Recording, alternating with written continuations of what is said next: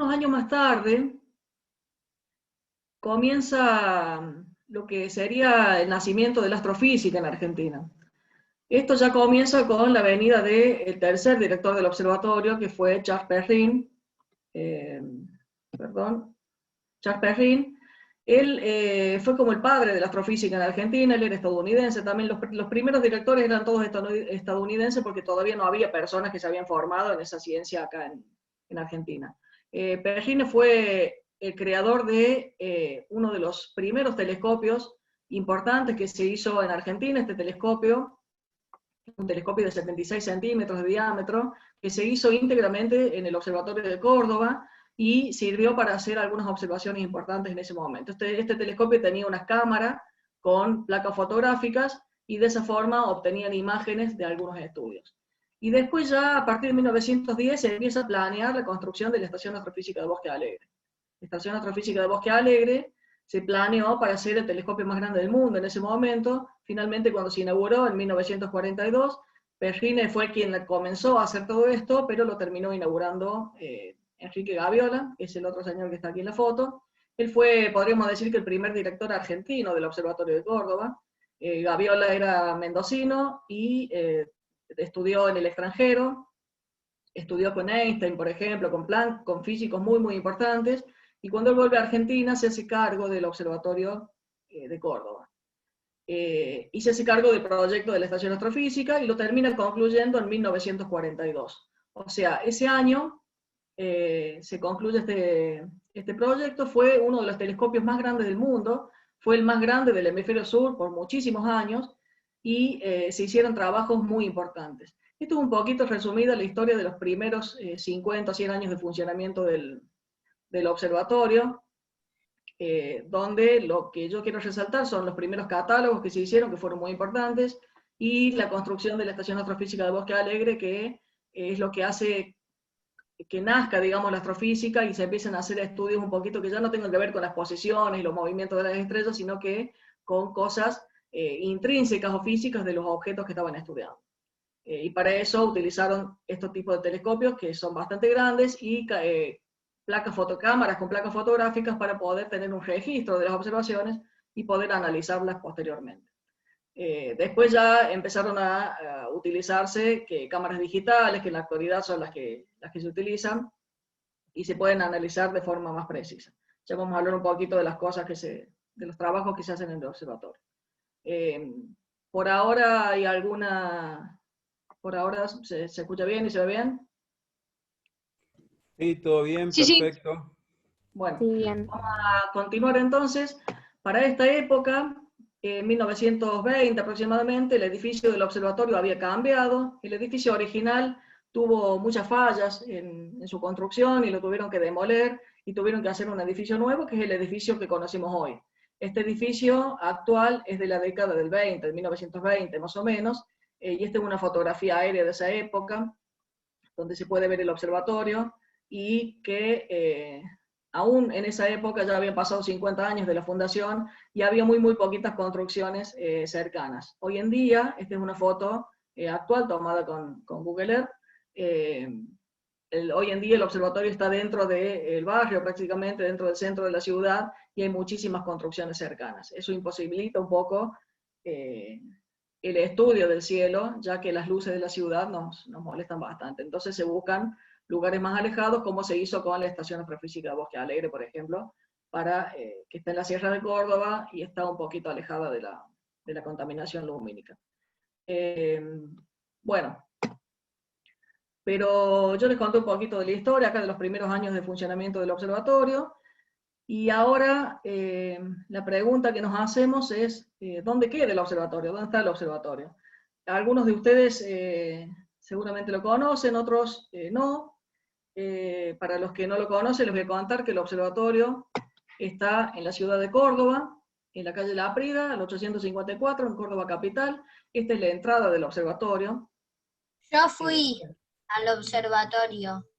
¿Vos fuiste, Santi? Sí, yo Bueno, fui. hay Sí, yo mucha también. gente que nos han contado en los grupos de WhatsApp que han visitado el observatorio, tanto el de Córdoba como el de Bosque Alegre. Así que bueno, me alegro que hayan podido visitarlo. seguramente con la escuela o con su familia. Esta es la entrada del observatorio. El observatorio está en un predio que tiene más o menos 4 hectáreas. Este es el predio del observatorio, el edificio central del observatorio está aquí, y el predio del observatorio está compartido con el Observatorio Meteorológico Nacional. El Observatorio Meteorológico es el que se encarga de dar el clima. Este observatorio meteorológico es más o menos de la misma época que el Observatorio Astronómico, es un año más joven, o sea, se inauguró en 1872, bajo la dirección de Benjamin Gould también, y por eso comparten el mismo predio. O sea, toda esta parte de la esquina sureste del predio es lo que corresponde al Observatorio Meteorológico, y todo el resto es el Observatorio Astronómico. Dentro del predio del Observatorio Astronómico hay otros lugares como el Instituto de Astronomía Teórica y Experimental, que está acá, en la esquina suroeste. Esta casita que está acá es la casita que nosotros le decimos la casita de mecánica celeste, donde hay astrónomos y astrónomas que trabajan con sistemas planetarios, que ya les voy a contar un poquito de qué se trata eso. Y tenemos otras cosas dentro del predio, como los talleres del observatorio, la imprenta de la universidad, la parte de transporte de la universidad, y todo esto forma parte del predio del observatorio. El observatorio está en un barrio que lleva su mismo nombre, se llama Barrio Observatorio, justamente porque el observatorio está ahí, y este es el barrio, está marcado aquí el barrio Observatorio, es donde el observatorio se encuentra acá. El observatorio está dentro de la ciudad de Córdoba, pero está prácticamente en el centro de la ciudad de Córdoba. Si nos alejamos un poquito, vamos a ver que hoy en día el observatorio está prácticamente en el centro de la ciudad. O sea, la ciudad de Córdoba creció muchísimo en los últimos 150 años, y ha hecho que el observatorio ya quede en el centro de la ciudad y que las observaciones sean más difíciles de realizar desde ahí. Por eso se hacen observaciones hoy con telescopios en otros lugares, como la Estación Astrofísica de Bosque Alegre, o CASLEO, que está en San Juan, u otros observatorios en otros lugares del mundo. Fíjense que diferente a la ciudad de Córdoba hace 150 años. La vista que teníamos, esa vista que ese dibujo que yo les mostraba, era un dibujo que mostraba toda esta zona de acá, que era donde están prácticamente las iglesias, la calle Colón y la parte del centro de la ciudad. Todo lo demás es bastante más nuevo. Si nos seguimos alejando, aquí está la ciudad de Córdoba, el observatorio estaría ahí en el centro de la ciudad de Córdoba. A 50 kilómetros al sur de la ciudad de Córdoba está la Estación Astrofísica de Bosque Alegre. Esto está en la parte sur de las Sierras Chicas de Córdoba, es este cordón montañoso que se ve acá. Ahí está la Estación Astrofísica de Bosque Alegre, a 1250 metros de altura sobre el nivel del mar, y eso está bueno porque está lejos de la ciudad y pueden hacer observaciones de manera más precisa. Hace unos días hubo un incendio bastante grande, el observatorio se salvó, pero se quemó gran parte del predio, así que bueno, estamos un poquito preocupados por ese tema. Si seguimos alejándonos, bueno, vemos que Córdoba ya queda muy chiquitita, acá en la ciudad de Córdoba, o sea que el observatorio estaría ahí adentro de este puntito que estoy marcando, dentro de lo que es la República Argentina. Y si nos seguimos alejando, podemos ver todo nuestro planeta desde afuera, y el observatorio de Córdoba ya es un puntito muy, muy chiquitito aquí adentro. Eso es más o menos para contarles dónde está el observatorio de Córdoba, y para tener una idea de la dimensión que tiene nuestro planeta. Y ahora vamos a pasar a la segunda parte de esta charla, que tiene que ver con las cosas que se estudian en astronomía. ¿Y qué estudia la astronomía? La astronomía, podemos decir que estudia los astros, pero ¿qué son los astros? Los astros, bueno, son objetos que encontramos afuera de la Tierra, o sea que podríamos decir que la astronomía es la ciencia que estudia todo lo que está más allá de la atmósfera terrestre, o sea, afuera de nuestro planeta. Que la astronomía busca entender el origen, composición y movimiento de los astros, responder a algunas preguntas como el origen del universo, por ejemplo, o cómo se forman y Los cómo agujeros negros. Sí, agujeros negros, galaxias, estrellas. Vamos a ver que hay un montón de objetos que estudia la astronomía, y vamos a ver qué área de la astronomía estudia cada una de estas cosas. Pero básicamente eso, estudiar el origen del universo, la estructura, la evolución y el comportamiento de cada uno de los astros que forman el universo, que pueden ser de tamaños muy, muy variados, van desde objetos muy pequeños a objetos muy, muy grandes, y objetos que están muy cerca y objetos que están extremadamente lejos. ¿Cómo la batería? Ya vamos a hablar un poquito más de eso, nos vamos a ir alejando también, como hicimos desde el observatorio hacia afuera de la Tierra, vamos a ir alejándonos desde los objetos más pequeños hasta los objetos más lejanos. También la astronomía es una ciencia prácticamente observacional, o sea que no se puede ir a hacer experimentos con los astros. Si yo quiero saber la temperatura de una estrella, no puedo ir hasta la estrella con un termómetro a medir la temperatura porque es imposible, y tampoco puedo ir con una cinta métrica a medir el tamaño de un planeta o la distancia que hay entre una estrella y otra, porque es imposible hacer eso. Entonces lo que hacemos en astronomía es, a partir de la luz que llega de los astros, analizar estas características. Entonces, estudiando la luz de las estrellas, o de las galaxias, o de los objetos que estudiamos en astronomía, analizando la luz podemos obtener las respuestas que estamos buscando.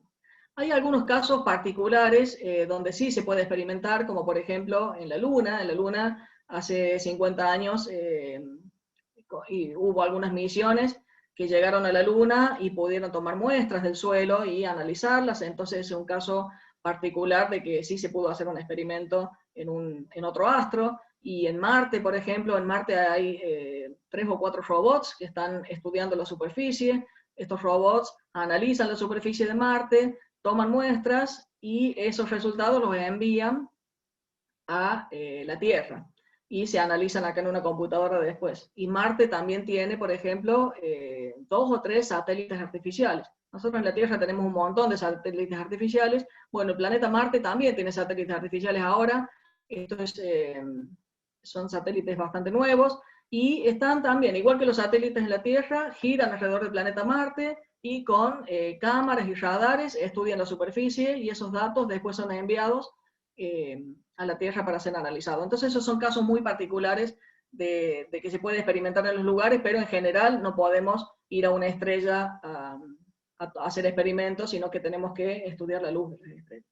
Y como les adelanté, son objetos que abarcan un amplio rango de tamaños y de distancia. O sea, podemos encontrar objetos muy pequeños y objetos muy grandes y cercanos y muy, muy lejanos. Para contarles un poquito esto, voy a proponerles que hagamos un viaje usando la imaginación, un viaje virtual a través del universo, y vamos a empezar en la Tierra y nos vamos a alejar de la Tierra para empezar a estudiar los diferentes objetos que componen el universo. Entonces, si nos alejamos de la Tierra, lo primero que vamos a encontrar va a ser nuestro sistema solar. Nuestro sistema solar está compuesto por el Sol, por los planetas, asteroides, cometas, y todo eso forma este sistema solar. El Sol es una estrella, la estrella central que está ahí en el centro. La Tierra está muy, muy cerquita del Sol, acá en este dibujo. Y después tenerlo como los planetas gigantes, Júpiter, Saturno, Urano, Neptuno. Tenemos algunos que se llaman planetas enanos, algunos cometas que están bastante lejos. Y todo eso forma nuestro sistema solar. Y algunas de estas son los objetos de estudio dentro del sistema solar. Los objetos que puede estudiar la astronomía. La astronomía puede estudiar el Sol, por ejemplo, los planetas con sus satélites, los cometas, los asteroides, y cómo se mueven en el sistema solar y ese tipo de características. Ahora, si nos vamos un poquito más lejos, encontramos lo que se llama la vecindad solar. La vecindad solar está compuesta por las estrellas que están cerca del Sol. O sea, cerca del Sol hay muchísimas estrellas. Cuando decimos cerca, es no tan lejos, digamos, porque las estrellas están muy, muy alejadas entre ellas, pero si miramos de lejos, vamos a ver que parece que estuvieran un poquito más cerca. El Sol aquí está en el centro de este dibujo, y las otras son las estrellas más cercanas que podemos ver. Dentro de las estrellas son objetos interesantes para estudiar. Podemos encontrar diferentes tipos de estrellas y variedades. Hay estrellas que son más azules, estrellas que son más rojas. Las estrellas Cuando las estudiamos de acuerdo a su luz, las podemos clasificar, y en esa clasificación podemos organizarlas entre las estrellas más calientes y las estrellas más frías. Analizando la luz de la estrella podemos saber qué temperatura tienen, entonces sabemos que las estrellas azules son mucho más calientes que las estrellas rojas. Las estrellas rojas no quiere decir que sean frías, sino que son menos calientes. Una estrella azul puede tener 20.000 grados de temperatura en la superficie, y una estrella roja tiene más o menos 4.000 o 5.000 grados de temperatura en la superficie. Entonces uno puede organizar estas estrellas para estudiarlas, donde tenemos las más frías de este lado y las más calientes de este lado, o también las podemos clasificar por las más brillantes y las que no son tan brillantes. Entonces ese tipo de estudios se pueden hacer analizando las estrellas. Se puede descomponer la luz, no sé si vieron alguna vez cuando se pasa la luz del sol por un prisma sería como una lente en forma de pirámide que pasa la luz y del otro lado sale un arco iris, que es lo mismo que pasa cuando vemos un arco iris después de la lluvia, las gotitas de agua que quedan en el aire, descomponen la luz del sol y se forma el arco iris. Esa descomposición de la luz nos permite también, si analizamos cómo se descompone la luz de una estrella, nos permite también estudiar ciertas características como la composición química de la estrella, la temperatura, y eso nos sirve también para analizarlas. Otras cosas que podemos estudiar en la vecindad solar son planetas extrasolares. Son planetas que están en otras estrellas, ya no en nuestro sistema solar, sino que alrededor de otras estrellas, como el Sol, puede haber otros planetas también. Entonces, este es un caso de una estrella que está cerca, que se llama Fomalhaut, que tiene un planeta. Fíjense que esta es una foto donde se ha tapado de alguna forma la luz de la estrella para que no nos encandile, y se puede ver lo que pasa alrededor de la estrella, y se puede ver ahí que hay un planeta.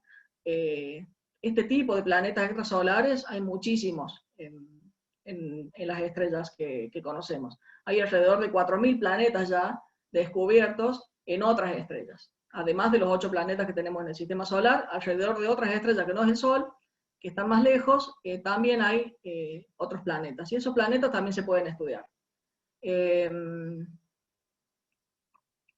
Bueno, si seguimos alejándonos, vemos que llegamos a lo que es nuestra galaxia, que es la Vía Láctea. El Sol ya sería un puntito en este dibujo de nuestra galaxia. El Sol sería un puntito por ahí, y la vecindad solar serían las estrellas más cercanas, dentro de una región muy pequeñita de acá. Y esto se conoce como una galaxia, que nosotros, nuestra galaxia se llama Vía Láctea, es el nombre de nuestra galaxia, y está formada por 200.000 millones de estrellas, más o menos.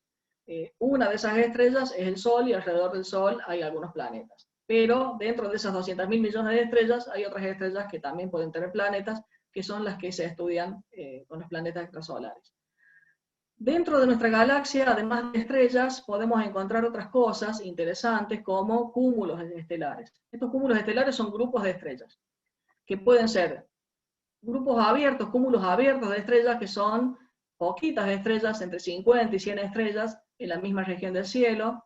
Este es un cúmulo que se llama el joyero, por ejemplo, donde hay estrellas de diferentes colores, o sea, de diferentes temperaturas. Y después tenemos otros cúmulos que se llaman cúmulos globulares. Estos tienen una forma de pelota, como esta que se ve acá. Están compuestos por ya no tan poquitas estrellas como los cúmulos abiertos, sino que por miles y cientos de miles de estrellas que están en la misma región del espacio y forman como una estructura de pelota. Se llaman cúmulos globulares, y en general son estrellas muy, muy viejas, y hay muchísimos de estos cúmulos globulares dentro de nuestra galaxia. En general están en las partes más exteriores de la galaxia, y los cúmulos abiertos están en la parte más interior de la galaxia.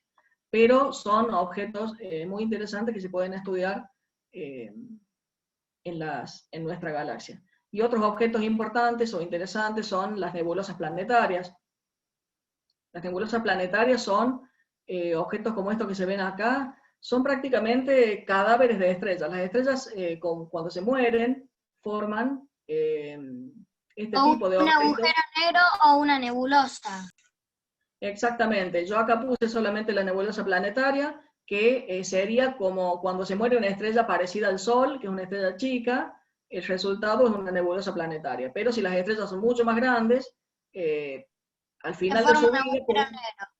al final de su vida, como dice Santiago, pueden convertirse en un agujero negro o en una estrella de neutrones, y eso también podemos encontrar dentro de nuestra galaxia, y también son objetos importantes de estudio. Y además tenemos las nebulosas gaseosas, que son nubes de gas y polvo, que serían prácticamente fábricas de estrellas. O sea, son lugares donde nacen las estrellas. En estas regiones de gas y polvo, este gas se condensa, y a partir de ese gas, cuando empieza a calentarse y a comprimirse, es un proceso que demora millones de años, la formación de la estrella, pero sucede en estas regiones que se llaman nebulosas gaseosas o regiones de formación estelar. Y todo eso lo podemos encontrar dentro de nuestra galaxia.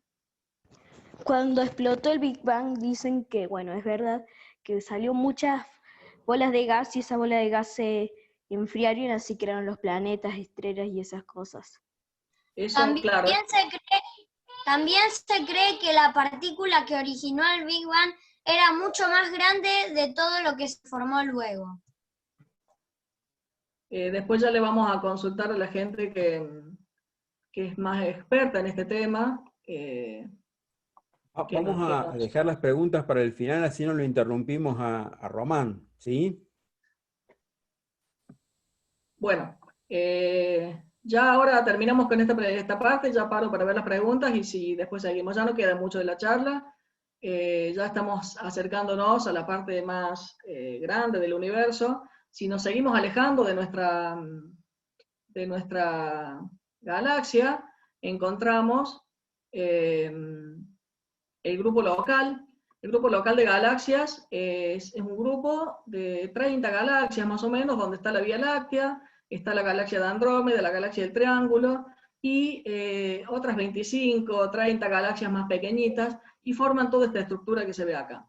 Esta es la Vía Láctea, esta es la galaxia de Andrómeda, y esta es la galaxia del Triángulo, y las otras son galaxias un poquito más pequeñitas. Cerquita de la Vía Láctea están las nubes de Magallanes. Estos son objetos interesantes también para estudiar, porque son galaxias que en un momento se pensó que eran galaxias satélites de la Vía Láctea, o sea que giran alrededor de la Vía Láctea, pero también hay otros estudios que dicen que están pasando cerca solamente, que no están girando. Entonces, se pueden estudiar estas galaxias. Dentro de estas galaxias más pequeñas también hay cúmulos estelares, como los que vimos, como los cúmulos abiertos, que se pueden estudiar en el observatorio. Hay dos galaxias, dos Magallanes, que son la nube mayor de Magallanes y la nube menor de Magallanes. En una noche despejada, en una noche oscura, si uno observa el cielo, puede ver en la región del sur estas dos galaxias, se ven como manchitas en el cielo y parecen como nubecitas. Se pueden ver a simple vista en lugares alejados de la ciudad. En la ciudad no, porque la luz de la ciudad nos encandila bastante. Y después tenemos otras galaxias similares a la nuestra, como la galaxia de Andrómeda, la galaxia de Triángulo, y no son todas las galaxias que hay en el universo. El universo no se termina en el grupo local, sino que es más grande. Si nos seguimos alejando, encontramos lo que se llama el supercúmulo de Virgo, o la Niaquea, también se llama, una región donde están la vecindad de nuestro grupo local. Nuestro grupo local estaría acá en el centro, muy chiquitito, con 30 galaxias, pero cerca de nuestro grupo local tenemos un montón de grupos de galaxias, donde podemos encontrar grupos pequeños, grupos que se llaman grupos de galaxias.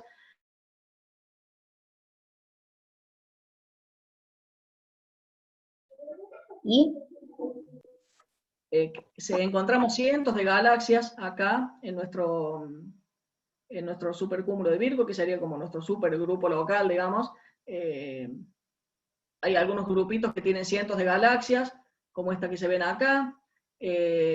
Los cúmulos de galaxias, que son miles de galaxias, como estas regiones más brillantes acá, son miles de galaxias que están en la misma región del espacio, y acá ya tenemos galaxias diferentes a la Vía Láctea.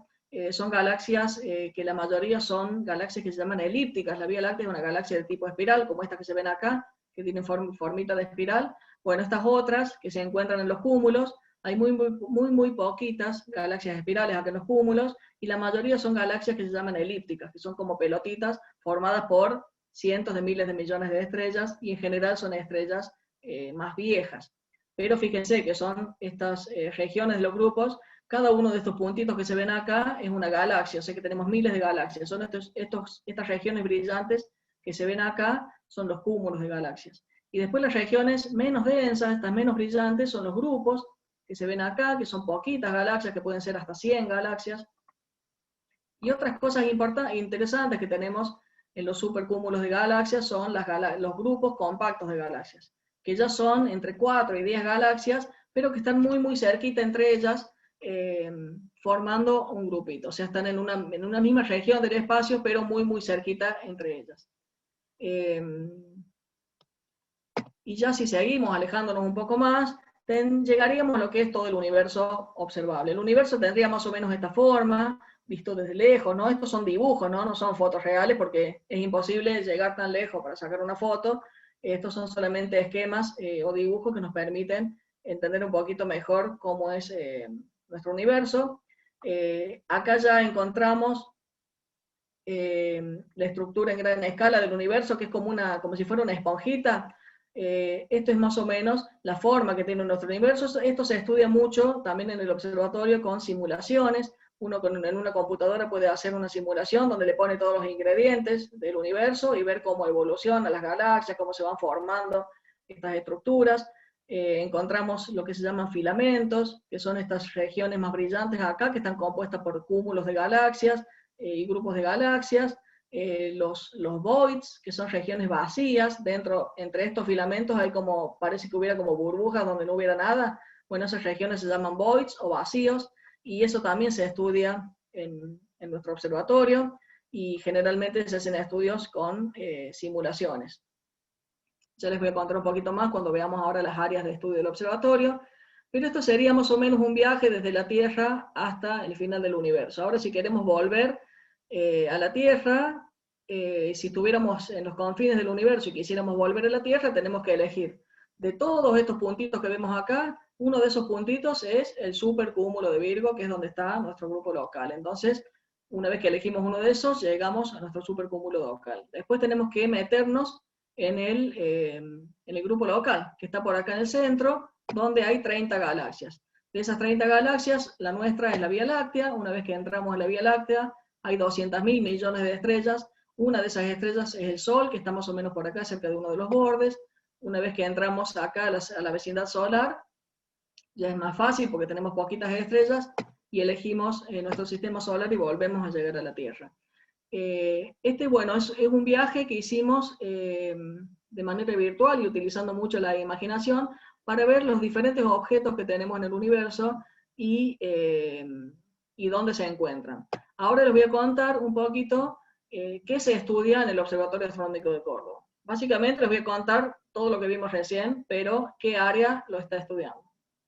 En el Observatorio de Córdoba hay diferentes áreas de estudio, que son estas que se ven acá: la área de astrofísica estelar, el área de astrometría, instrumentación y técnicas observacionales, el área de astronomía extragaláctica y cosmología, historia y enseñanza y difusión de la astronomía, medio interestelar y estructura galáctica, plasmas astrofísicos y sistemas planetarios. Ahora vamos a ir una por una para ir viendo qué cosas se estudian ahí.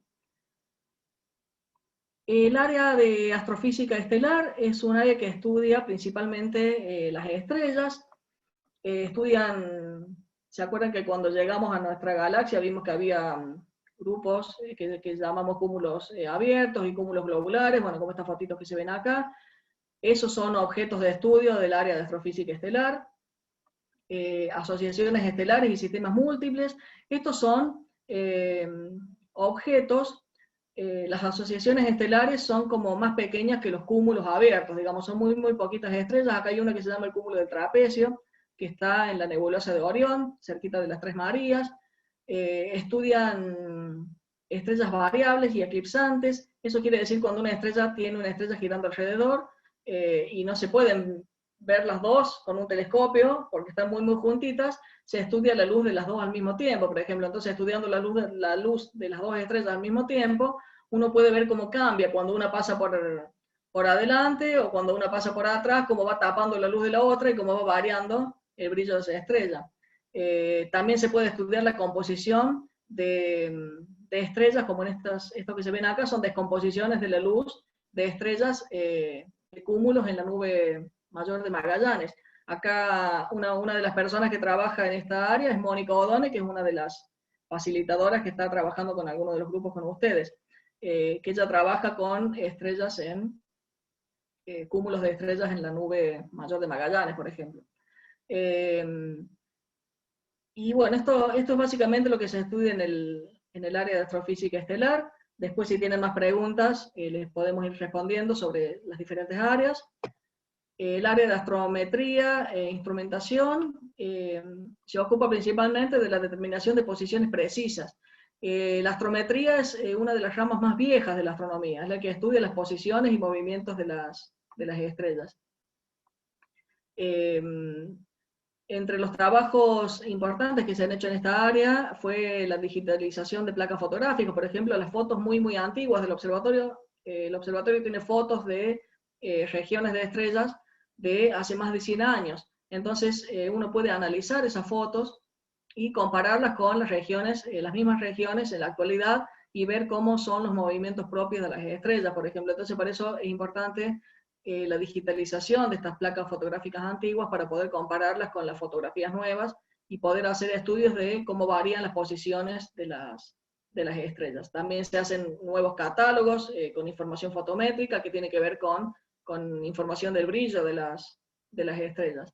Es importante esto porque se puede comparar, o sea, haber guardado fotos de hace más de 100 años, está bueno porque se puede comparar cómo va cambiando el cielo en 100 años. Es como cuando nosotros cumplimos años, que todos los años nos sacan una foto, cuando cumplimos un año nos sacan una foto, cuando cumplimos 2 años, bueno, y después si nosotros miramos el álbum de fotos, vamos a ver cómo fuimos creciendo, cómo teníamos el pelo más corto, más largo, fuimos viendo que la cantidad de velitas en la torta iba cambiando, bueno, un montón de cosas se pueden ver a medida que pasa el tiempo, pero para ver cómo cambian en el cielo se necesita mucho más tiempo. Entonces, con fotos de 100 años de diferencia se pueden estudiar este tipo de cosas.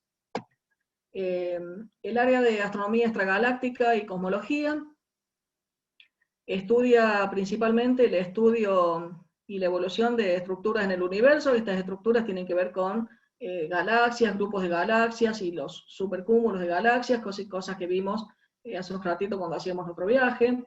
Estudian la evolución y la formación de galaxias, por ejemplo. Para esto se pueden utilizar tanto observaciones como simulaciones, y después se pueden comparar entre ellas.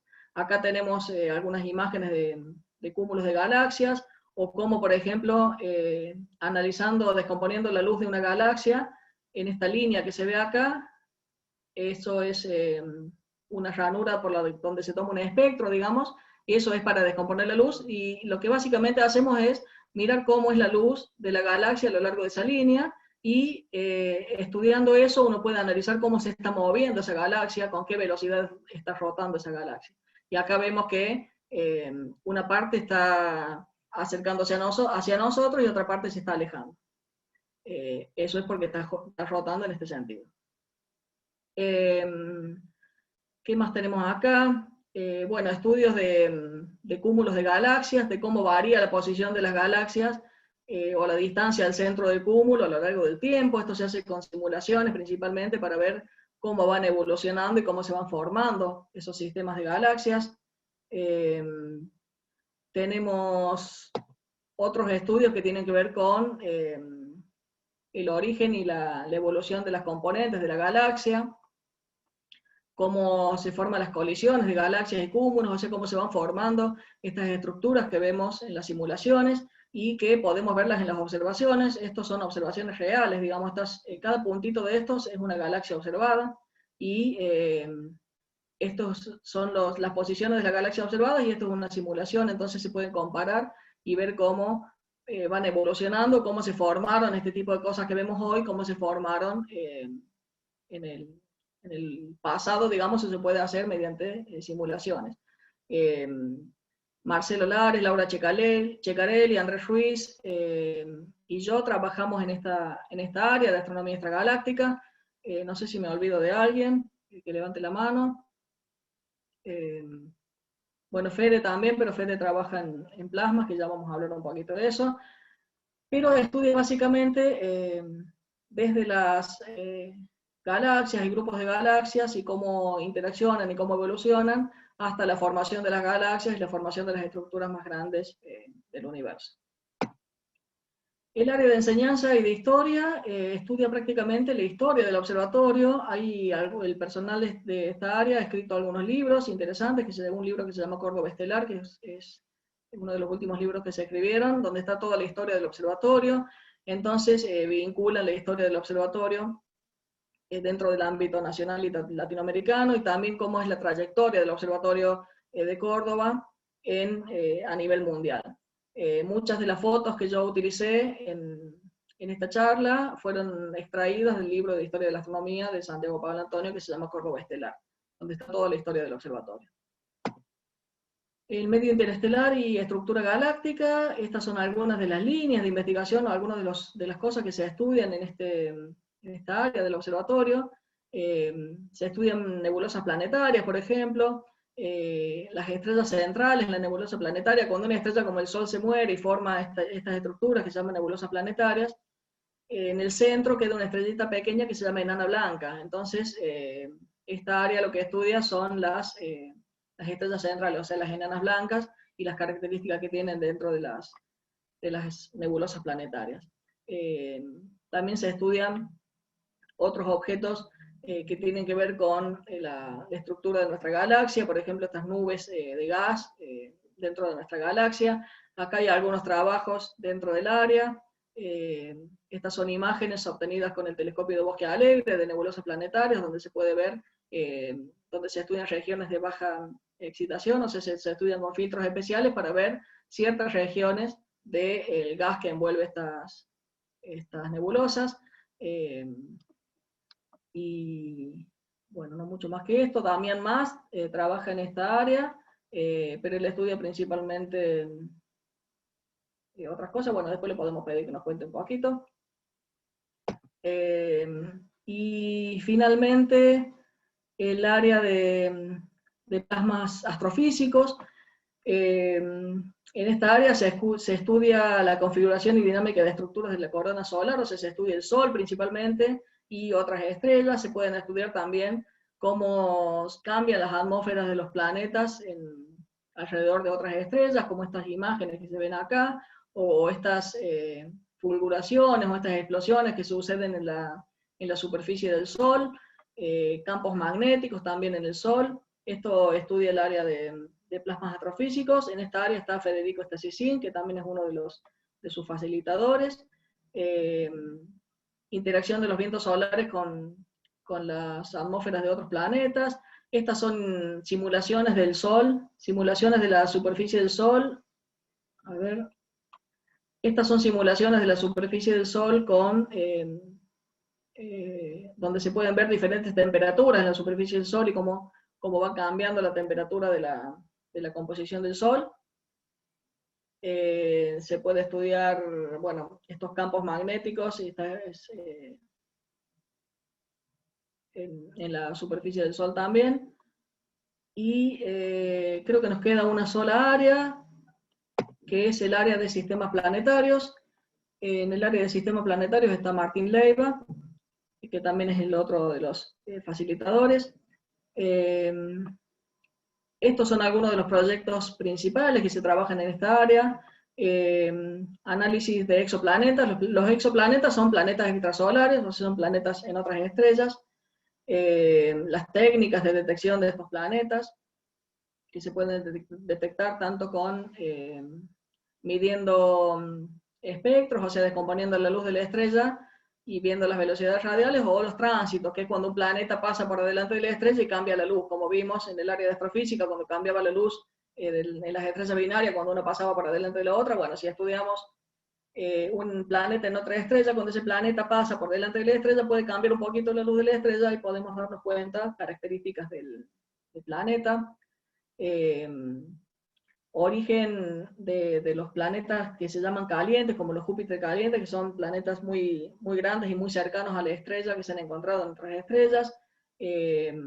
Cómo es la dinámica de estos planetas alrededor de sus estrellas y la formación de planetas en sistemas binarios, o sea, planetas que no se forman alrededor de una sola estrella, sino que se forman alrededor de dos estrellas, en un sistema que se llama binario.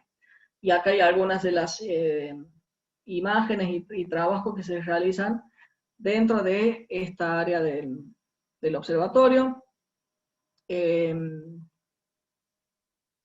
Y además en el observatorio se hacen otras actividades que las voy a nombrar, que no son actividades de investigación, pero sí son actividades de extensión, que es uno de los pilares de la Universidad de Córdoba, que tienen que ver con el telescopio itinerante. Por ejemplo, se hacen visitas del observatorio a diferentes lugares de nuestra provincia, llevando telescopios y charlas para todo público, para que se puedan hacer observaciones y se puedan hablar sobre temas específicos de astronomía.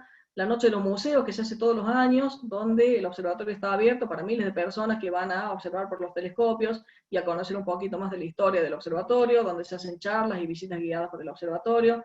Hay un montón de actividades más que me las he salteado, pero también tenemos atención de visitas al público y atención de colegios, tanto en la sede central del Observatorio de Córdoba como en la Estación Astrofísica de Bosque Alegre. Recibimos colegios todo el tiempo. Este año, lamentablemente, por la situación de la pandemia, no estuvo abierto el observatorio, pero es una actividad que se hace todos los años.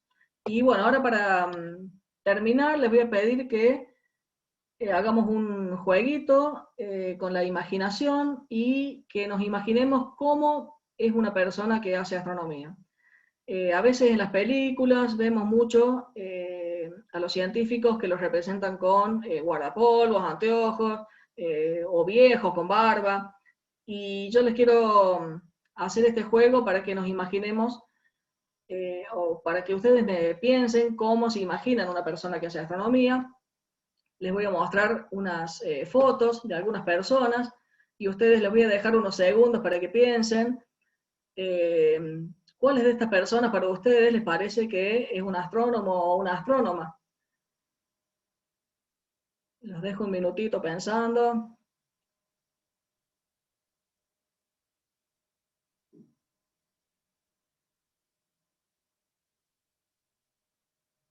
Es para que imaginemos un poquito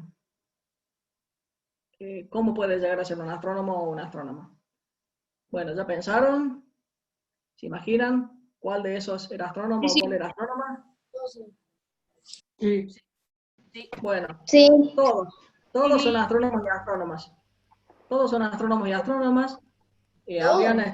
Adriana estudia radioastronomía, Dante estudia vacíos en el universo, acá está Federico, que estudia campos magnéticos, Antonella estudia grupos compactos de galaxias, acá Luisito estudia filamentos y la estructura en gran escala, acá está Martín Leiva, que tiene una banda, y estudia también sistemas planetarios en estrellas binarias.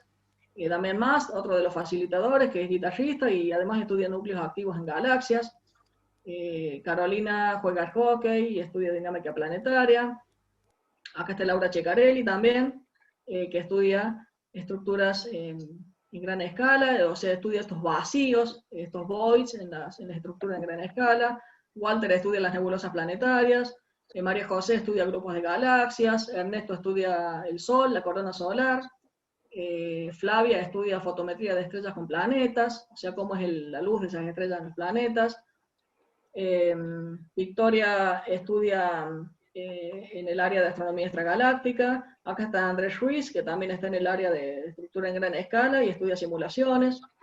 Ariel estudia grupos de galaxias. Elizabeth estudia lentes gravitacionales. Leila, planetas en estrellas evolucionadas. Estas son estrellas gigantes rojas, por ejemplo, que pueden llegar a tener planetas alrededor. Federico estudia sistemas planetarios también, y Laura estudia fotometría de galaxias. Bueno, hasta acá llegó la charla. Muchas gracias por haberme escuchado y Pueden seguir a las redes del observatorio, donde se van a enterar un montón de estas actividades, en Instagram, Twitter, Facebook o en YouTube también. Bravo, bravo, bravo. Bravo. Román, Muy bien. yo anoté 2 preguntas, a ver si habrá 3 preguntas, Román, que se fueron suscitando ahí en el chat. Nazareno pregunta, ¿se sabe qué pasa si el agujero negro atrae algo? Se va bueno. para otra galaxia. Bueno, O los para agujeros negros, Escuchémoslo a Román. y acá le voy a pedir a mis colegas que cualquier cosa me corrijan o aclaren un poco más. Los agujeros negros, primero, el nombre agujero negro es un nombre un poco tramposo, porque un agujero negro no es un agujero y tampoco es negro, digamos. O sea, no es un hueco donde uno se mete y sale a otro lugar. El agujero negro es un objeto que se llama compacto, digamos, es como si fuera un... Imagínense que tenemos una estrella 5 veces ¿Es como más si grande fuera que una la Tierra. bola? ¿Cómo? ¿Es como si fuera una bola? Como si fuera una bola, sí. Pero es como si fuera una bola del tamaño de la Tierra, que es bastante grande, pero adentro de esa bola metemos 4 o 5 soles. O sea, agarramos 5 soles, los apretamos mucho y los metemos en una bola del tamaño de la Tierra. Entonces eso es una bola muy chiquita, pero muy pesada Es también. como mucha masa comprimida. Exactamente. Está muy comprimido, muy denso, y eso hace que tenga una fuerza de gravedad muy grande. Entonces, todo lo que pasa más o cualquier menos cosa cerca, que atrae hace que no pueda volver a salir. exactamente, no puede volver a salir porque tiene tanta fuerza eso que no te deja Y salir. la luz sale. Por Pero eso si se llama, encuentra otro agujero negro, tal vez lo lleva a ese agujero se llama negro. agujero negro porque no, ni la luz escapa de su gravedad. Ni la luz, por eso se llama negro también, porque al no poder salir la luz de ese lugar, no se pueden ver, no se pueden observar. Entonces, sí, puede pasar que hay cosas que pasan cerca y son atraídas por el agujero negro, pero no es que se meten ahí y salen por otro lugar. O sea, siguen formando parte de esa misma bola, digamos, como que se va haciendo cada vez más pesada esa bola, con las cosas que van cayendo adentro. Y puede pasar que 2 agujeros negros se fusionen, digamos, se choquen y se hagan un agujero negro un poco más grande. También esas cosas pueden pasar. Wow. Bien. Como también que Tengo un otra agujero pregunta. negro se trague a sí mismo. Eso es un poco más complicado, pero sí. Tengo otra pregunta de Ramiro. Ramiro dice, tengo una duda. Entonces, ¿qué hay en el centro de la galaxia? En el centro de la galaxia, o sea, los agujeros negros, tenemos 2 tipos de agujeros negros principalmente. Agujeros negros que se llaman estelares, que son los agujeros negros que se forman cuando se mueren estrellas grandes, y después tenemos otros agujeros negros que se llaman agujeros negros supermasivos, que esos Que son son los los agujeros que controlan una galaxia para que gire sobre sí. Son los agujeros negros, como dice Santiago, son los agujeros negros que se encuentran en los centros de las galaxias. Esto, bueno, ahí capaz que Damián estudia galaxias con núcleos activos. Eso quiere decir que son galaxias que tienen agujeros negros en su centro, y no sé si nos puede dar una mano con esto, o cualquier otro colega o otra colega que se anima a explayarse un poco más.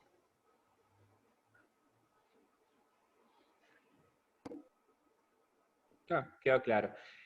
Bueno, María Noel dice, pero entonces, sí, ya hablamos de los agujeros negros, ¿qué serían los agujeros blancos?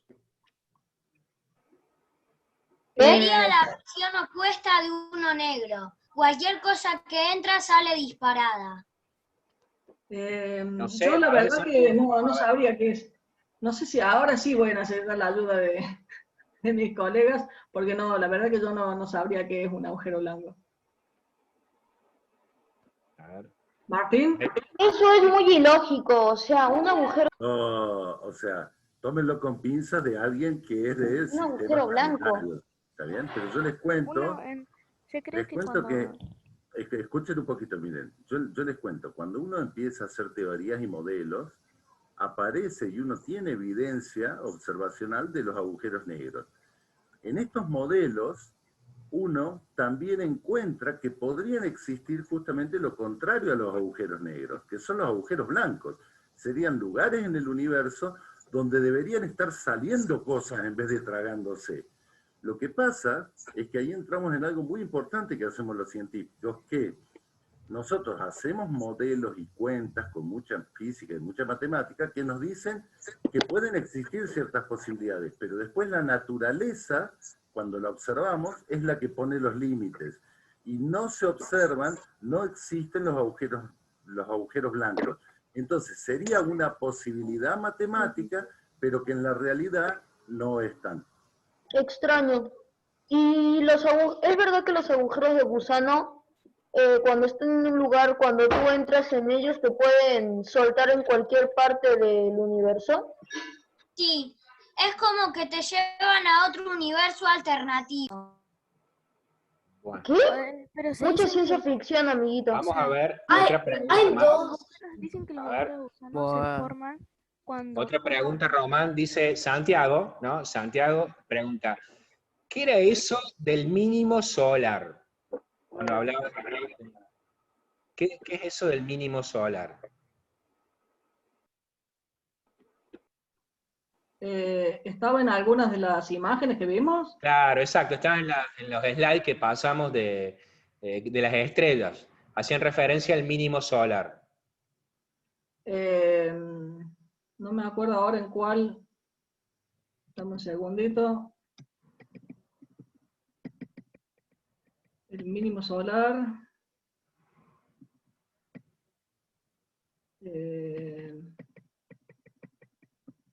En la parte de plasmas, ¿habrá sido?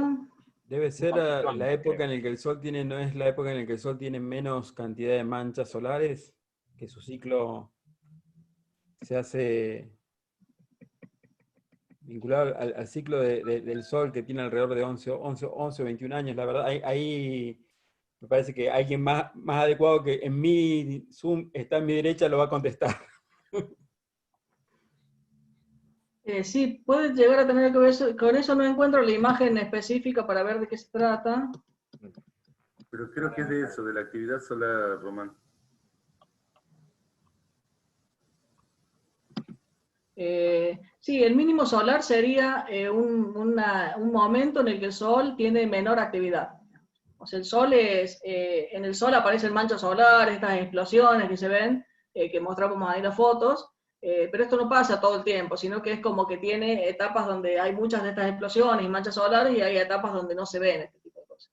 Entonces las etapas de mínimo son esas, donde la actividad solar es casi nula, digamos.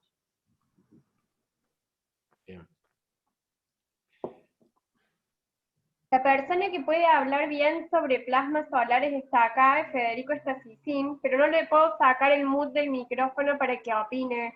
Si alguien me ayuda... Ya se lo saco yo.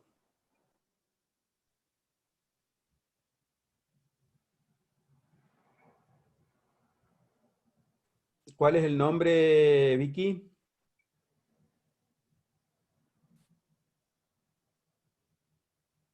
Federico Estasicín. Aparece F, Estasis. Yo lo tengo, acá lo estoy viendo. Sí, ahí lo... Ahí tendría que poder. Hola, hola. Perfecto. ¿Me escuchan? Ahí te escuchamos, Fede. Bueno, ¿me pueden repetir la pregunta? ¿Me pueden repetir la pregunta? Porque me la perdí un poquito con todas las cosas. Era sobre el mínimo solares del Sol, ¿no es cierto?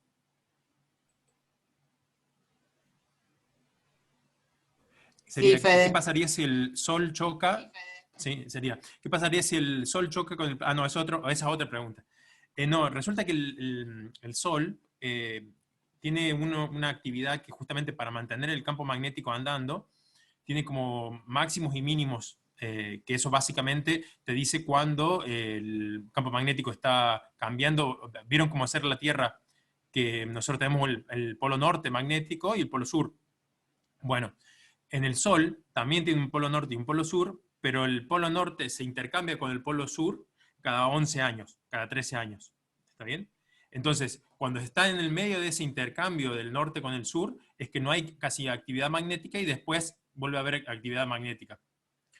Y cuando cuando hay mucha actividad magnética en el Sol, se empiezan a ver esto que se le llaman manchas solares, que esas manchas solares justamente son manchas porque el campo magnético ahí es muy fuerte y no es tan caliente como lo de alrededor, entonces se lo ve como un poco más oscuro. ¿Está bien?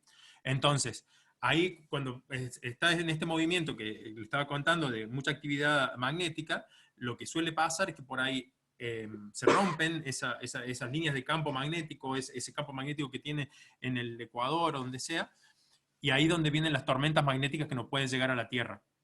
Por suerte nosotros en la Tierra tenemos nuestro propio campo magnético, el de la Tierra, y bueno, no nos afecta tanto. Pero básicamente eso eran los ciclos que creo que había mostrado Román hace un ratito. No sé si tiene alguna otra duda.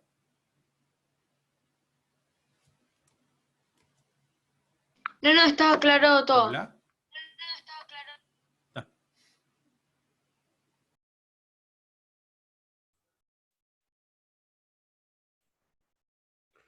Bueno, Edgardo, ¿hay más preguntas? Estás muteado, Edgardo. Si Yo tengo preguntan una. si puede haber vida en otro planeta.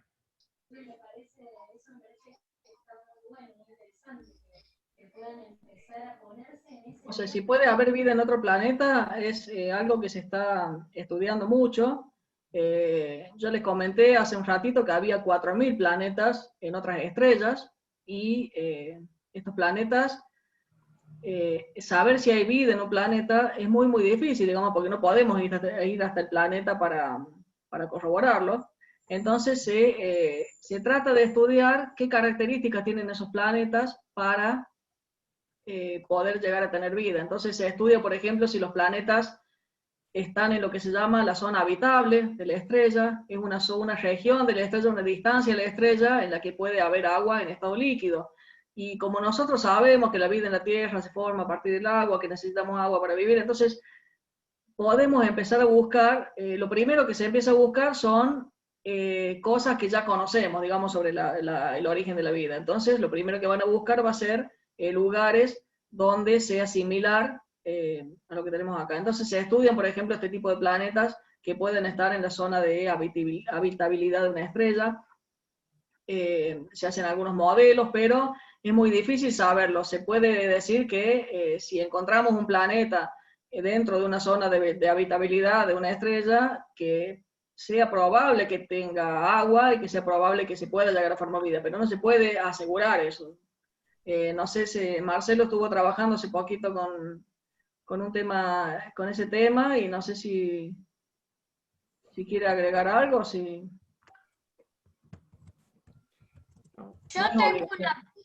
Yo tengo una pregunta. ¿Qué pasaría con la estructura y composición de la Tierra si fuera tragada por un agujero de gusano?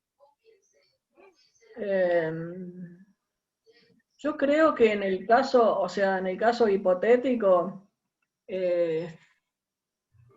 no sé, o sea, supongo que se rompería, digamos, toda la estructura de la Tierra en ese caso, pero no estoy seguro de cómo funciona la física ahí en un agujero de gusano.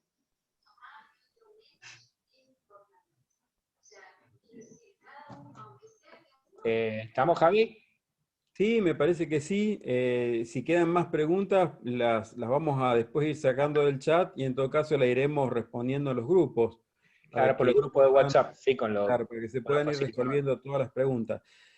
Bueno, por mi parte, nuevamente, agradecerles enormemente a todos los niños, niñas y jóvenes que nos están acompañando, y también a los compañeros del Observatorio Astronómico de Córdoba, que se toman el tiempo, le quitan una fracción del tiempo que dedican a la investigación y al estudio de la astronomía para juntarse con nosotros a contarnos lo que hacen y a mostrarnos lo que hay en el cielo, ¿sí? Así que, bueno, ojalá que de esta interacción, el día de mañana, alguno de estos jóvenes que hoy, y estos niños que hoy están aquí con nosotros, estén en el observatorio continuando la tarea que hoy hacen ustedes. Esa es un poco nuestra misión, tratar de lograr que cada vez más niños, niñas, jóvenes se entusiasmen con la astronomía, con la física, con la matemática, y que esta noble tarea de la investigación no solo no se corte, sino que aumente y que progrese. Así que bueno, agradeciéndoles a todos. No sé si vos, Vicky, querés decir algo, y si no, ya ahí sí. ¿Te saludás? No, un aplauso para Román. Sí, un aplauso para sí, Román. Totalmente. Román es un maestro con Pongan el las caritas de aplauso, los emoticones, muy bien. Román es con emoticones de aplauso. Quiero Román mucho aplauso para Román. Con el telescopio y sin el telescopio. Ahí está, excelente, excelente. Ya se van desapareciendo los emoticones. Bueno, espero, como dijo Vicky al comienzo, que todo esto nos motive para hacer una buena tarea. Ahora nos quedan unos días de trabajo. Espero que sean fructíferos, que puedan lograr hacer la trivia, la historieta, o lo que se les ocurra hacer, el videojuego que quieran. Y nos volveremos a encontrar seguramente todos el día que nos juntemos a ver las producciones que han tenido, ¿sí? Si nadie más quiere hacer uso de la palabra, nos despedimos. Chao. Chao. Gracias a todos. Chao. Chao.